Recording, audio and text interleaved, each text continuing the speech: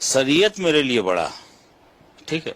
हम कुरान सीने में रखते हैं और हाथ में रखते हैं संविधान। झारखंड में लागू नहीं होने देंगे वक्फ बिल संशोधन। कौन बोल रहे? झारखंड के मंत्री, झारखंड के स्वास्थ्य मंत्री और जामताड़ा विधायक इरफान अंसारी। कल गए थे कार्यक्रम में, हमसे बोलता सर हम लोग हरा गमछा दीजिए। रामनवमी में कहता सर हम लोग भगवा गमछा दीजिए।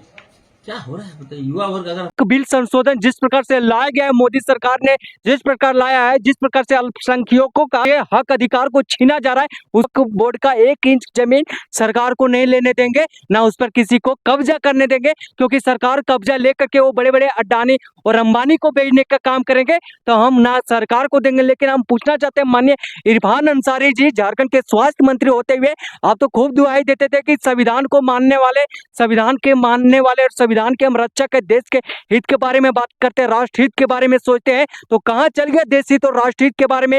ये सांसद से पास हुआ है, सांसद से पास होने वाला जो कानून बनता है वो संविधान में लिखा जाता है, और जो संविधान रहता है उसका तो आपको पालन करना ही होगा। आप क्या, आपके आने वाले पुष्टि भी आपके 7 पुरखों ने भी करेंगे, क्योंकि जो एक बार संसद में पास हो जाता है, जो कानून बन जाता है, जो संविधान के पन्नों पे लिखा जाता है, उसे कोई मिटा नहीं सकता है, क्योंकि उनमें संशोधन हो सकता है लेकिन उसे कोई खत्म नहीं कर सकता है। और बड़े बड़े मुस्लिम लोग भी उसका समर्थन कर रहे हैं कि जो भी वक्फ बिल का जो लाए हैं वो बहुत ही अच्छा लाए, क्योंकि बड़े बड़े वक्फ बोर्ड का जमीन बड़े बड़े मुस्लिम माफियाओं के द्वारा उसे हड़पा जाता था, जहाँ पे बड़े बड़े नेता, मंत्री, सांसद, विधायकों के द्वारा उसे बड़े बड़े कब्जा कर करके अपने आलीशान बंगले बनाए जाते थे, अपने आलीशान अपार्टमेंट बनाए जाते थे, बड़े बड़े फैक्ट्रियां लगाए जाते थे, जिससे गरीब मुस्लिमों का उसका हक अधिकार छीना जाता था। और ये वक्फ बिल संशोधन ला करके मोदी जी ने पूरे देश के साथ साथ यहाँ के लाखों करोड़ों अल्पसंख्यक मुस्लिम परिवारों के सौगात दिए हैं, उनके चेहरे पे खुशी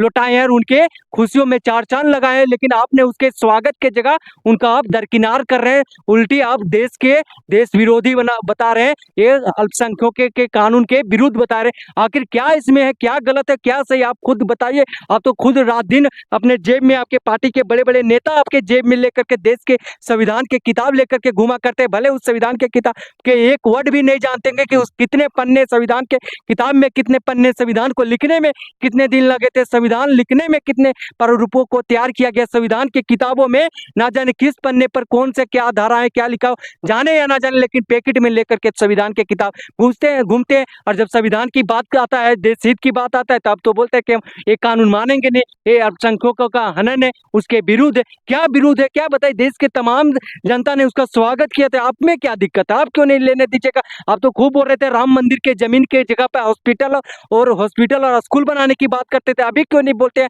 आपकी वक्फ की जमीन पर हॉस्पिटल और अस्पताल बनाए जाए? बड़े बड़े जो छोटे छोटे गरीब अल्पसंख्यक है, तो जो भी है गरीब तबके के लोग, उनको गरीब तबके के लोग हैं, उनको दान कर देना चाहिए। जिनके पास जमीन नहीं, जिनके पास भूमिहीन है, जिनके पास जमीन ना के बराबर है, उनको वक्त की जमीन उनके ऊपर डोनेट कर देना चाहिए, बांट देना चाहिए। लेकिन अभी तो आपके ऊपर एक आवाज तक नहीं निकलता। राम मंदिर की जमीन पर तो खूब आप लोग के नेता, आपके पार्टी के नेता अस्पताल और स्कूल की मांग करते थे, कॉलेज बनवाने की मांग करते थे। अभी जब करोड़ों एकड़ की बात करते हैं, जो वक्फ बोर्ड की जमीन पड़ा हुआ है, उस जमीन पर स्कूल कॉलेज क्यों नहीं बनवाते? बड़े बड़े गरीबों दलितों की बात करते हैं और संख्यकों की बात करते हैं, तो दलितों में क्यों नहीं बांट देते जमीन? वक्फ बोर्ड की जमीन क्यों नहीं बांट देते हैं?